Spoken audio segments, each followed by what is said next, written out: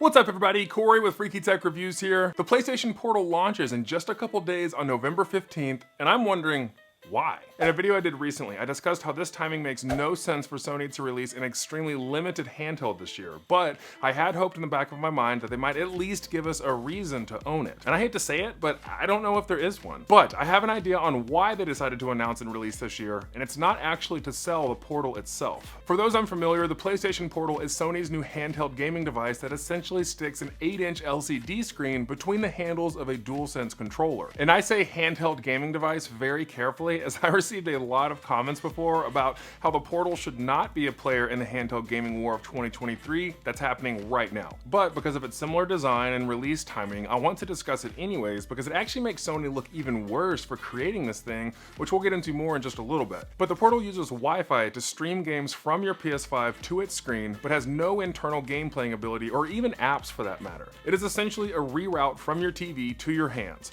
It has an 8-inch 1080p 60Hz refresh rate touchscreen to game on, and while I'd love to see a better refresh rate for it, the resolution should be fine for its size. Currently it only supports Wi-Fi 5, but I bet Sony will improve this pretty soon. It also has no onboard Bluetooth, so you can't use any third-party headphones, only Sony's new Pulse Explore earbuds or Pulse Elite headset. But it does have a 3.5mm audio jack, which I would assume also has mic inputs running through it as well, just like a regular DualSense controller. So while the Portal itself is very limited with only 2 options for wireless headsets, I am actually very interested in the Pulse Explore earbuds. They don't release until December 6th, but these wireless earbuds connect directly to your PS5 through Sony's new PlayStation Link wireless connection, and while not the first of their kind, they are a really cool option that stores away easily for your gaming area. I keep my PS5 in my living room and not my studio area, so it would be nice to have something that I can just easily tuck into a drawer when I'm not using. However, these are $200 as well, on top of the already $200 PlayStation Portal. And the Pulse headset, depending on edition, is between $100 to $150 as well. So if you want to hear and chat wirelessly with your Portal, it's going to cost you roughly $400 to enjoy those features. This makes that $200 price tag for the Portal not quite as attractive anymore. And to be objective, I do like that Sony has a PlayStation Link USB adapter that also comes out on December 6th, so that you can use their headsets on other devices that are not PlayStation platforms, because Sony so often locks everything down to their own ecosystem that I think it actually hurts them. And while there are a lot of options for gaming earbuds and headsets,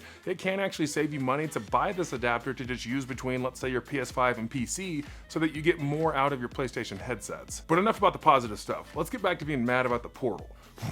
The decision to go with DualSense controller handles makes sense from an aesthetic standpoint, but my goodness are these controllers uncomfortable. I really don't like the DualSense controllers because the way that they taper off at the end of the handles. If you're part of the Freaky Tech fam, which I hope you are, then you'll know that my hands are very large and these DualSense controllers are so uncomfortable. And I'd love to hear from anyone watching this in the comments below. Is there anyone that actually thinks these PS5 controllers are comfortable? I definitely don't, but I did come across some awesome controller grips called C2 grips that I'll be reviewing soon, so be sure to subscribe so you can see those because they're gonna make the DualSense controllers way more comfortable. But overall, I think these releases are the most obvious cash grabs I've seen in a long time, not called DLC. With the PS5 Slim introducing nothing but modularity and this handheld screen being more dependent on being connected to a console than a Haunter is on being traded to evolve into a Gengar, there is nothing groundbreaking about these Sony releases so far. Hopefully in 2024, we will hear news of a PS5 Pro, and maybe there is some type of hidden ability within the Portal to play standalone games that we just don't know about yet, but I think the only real reason as to why Sony created this handheld